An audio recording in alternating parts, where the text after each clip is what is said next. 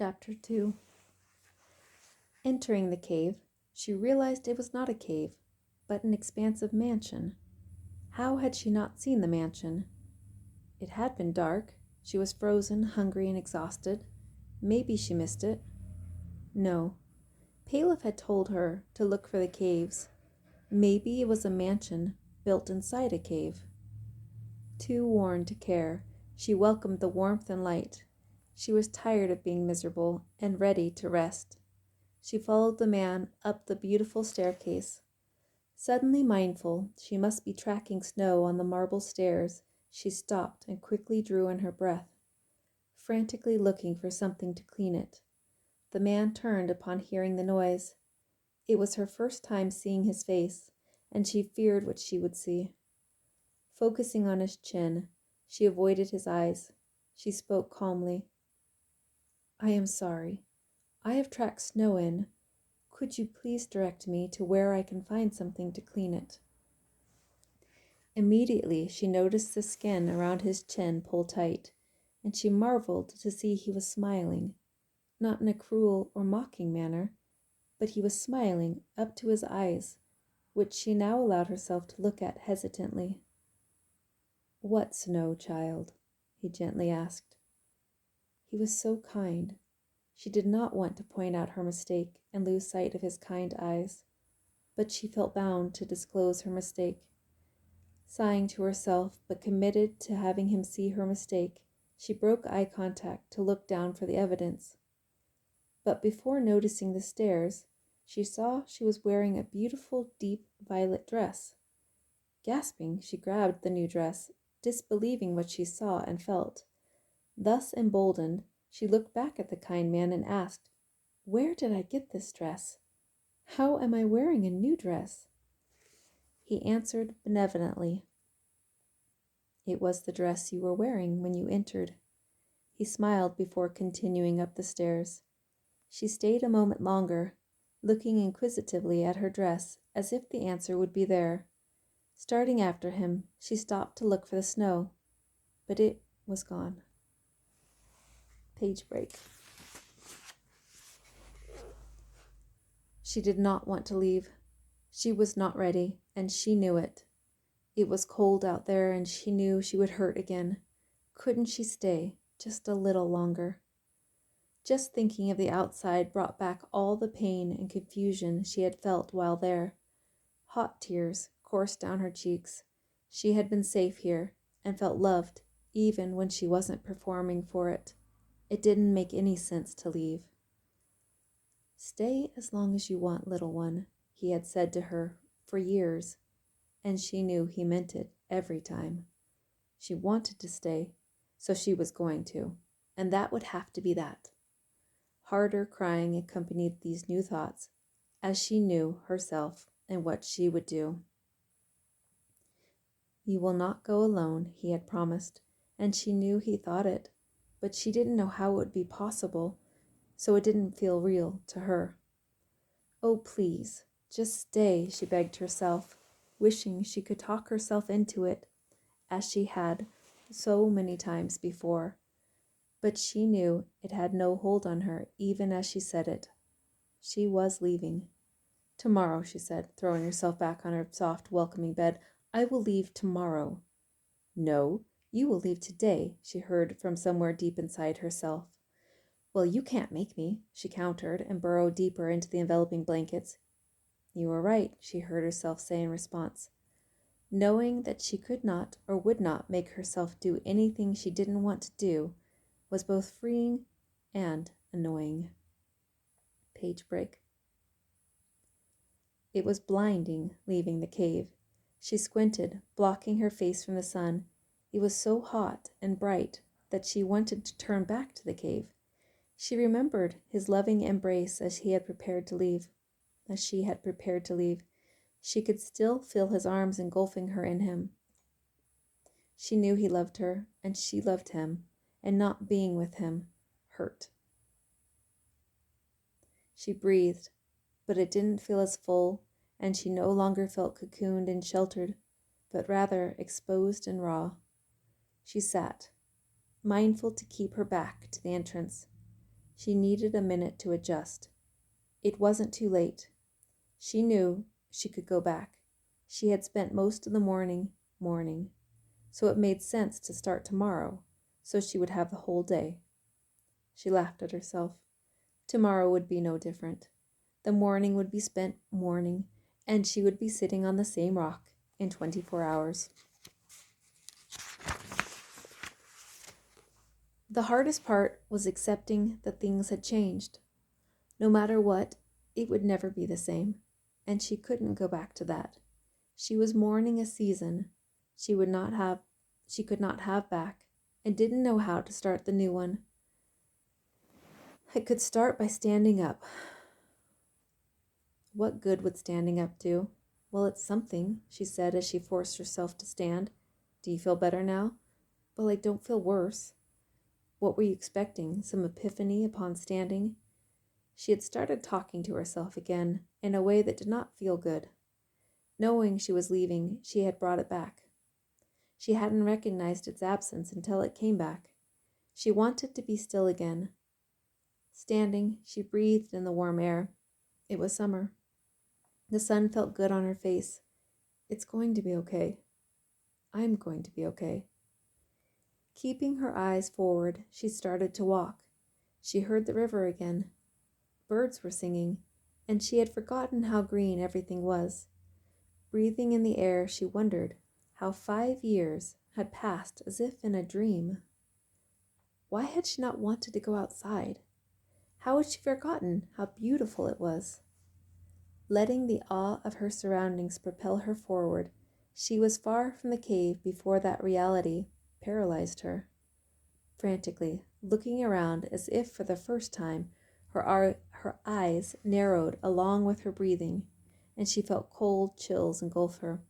What had she done? Where was she? In a state of panic, she began running back to the cave.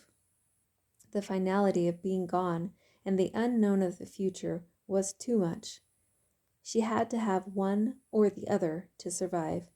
If she could have stayed, she was sure she would be okay forever, or if she knew where she was going, that might have been enough, but the combination was too heavy.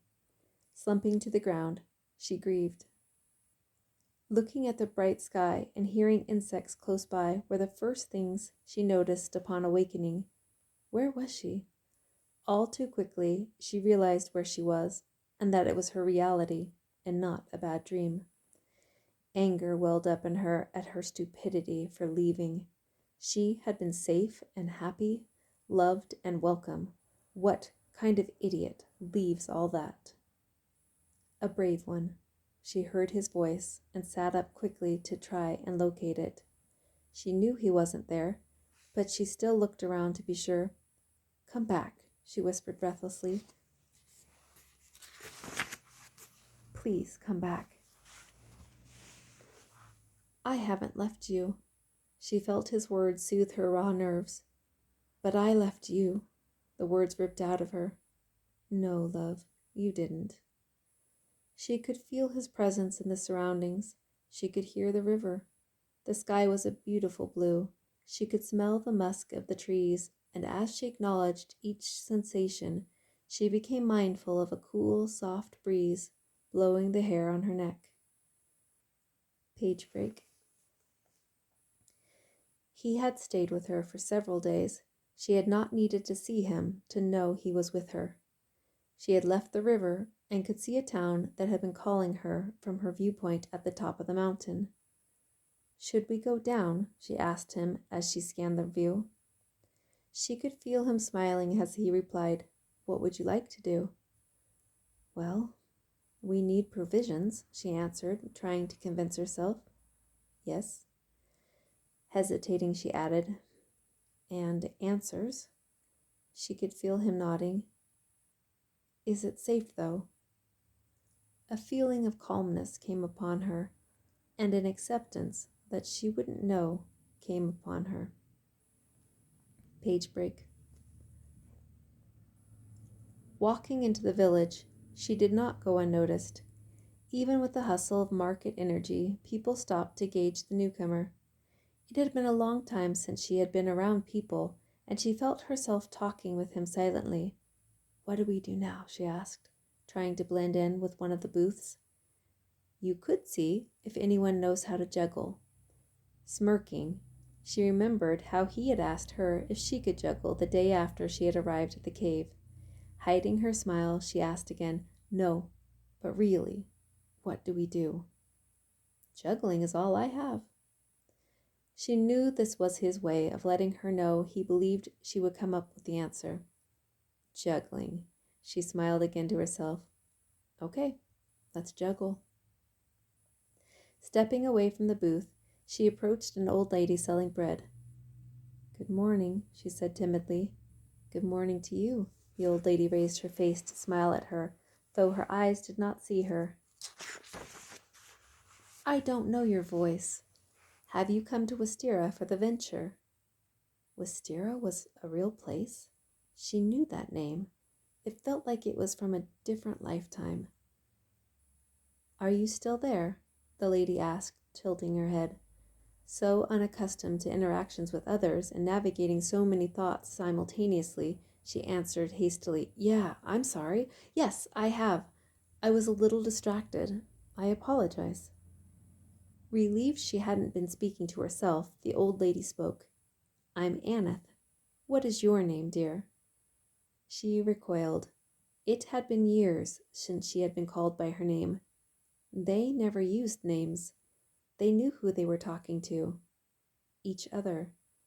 Her instincts from years ago crept up, and she felt fear in a way she had forgotten. "Am I talking to myself again?" the old lady whispered almost inaudibly. "Aneth the oddity." Compassion flooded through her, bringing her back to the present. "No," she replied as warmly as possible. "No, I'm here." She knew the truth to be her best response, but worked against it, as being among people again made her feel unnatural and calculated. Wanting to be honest, and needing a moment to know how to answer, she said truthfully, "I am not used to being around so many people, and I feel a little unlike myself right now." Aneth smiled, liking the voice and person she was interacting with. "Of course, dear. And I imagine hunger isn't helping either." She reached directly for a roll and opened it. "Do you like butter and honey on your bread?" "Very much, thank you." How was the lady moving so quickly without being able to see? Aneth smiled as she handed the roll to her. "Would you like to stay with me until the venture?" "I would like that very much," she sighed. Page break. "Well, this is my home and yours until you no longer need it." She liked it immediately. She could see all four walls from the front door she was peering through. The most noticeable feature was a large brick stove along the back wall. Aneth was excited to have a visitor. "You can see where I bake, and if you look to the left, you will see my bed. On the right is my sitting space. But I'm sure you saw all that before I told you." "It's lovely," she said, and she meant it. Everything was clean and tidy. The table even had fresh yellow flowers in a vase. But why, she wondered, if she couldn't see them? Page break. After dinner, they were sitting comfortably together. "Why do you have flowers on your table?" She had spoken before she thought it through, or even noticed she was speaking. Aneth was unconcerned. "It's fairly customary to have flowers on one's table, or at least it was when I was younger." "So you used to be able to see?" Appalled, she covered her mouth to prevent future offenses. Aneth laughed naturally and had her own question. "How about I tell you my story, and you tell me whatever parts of yours you would like me to know? Please."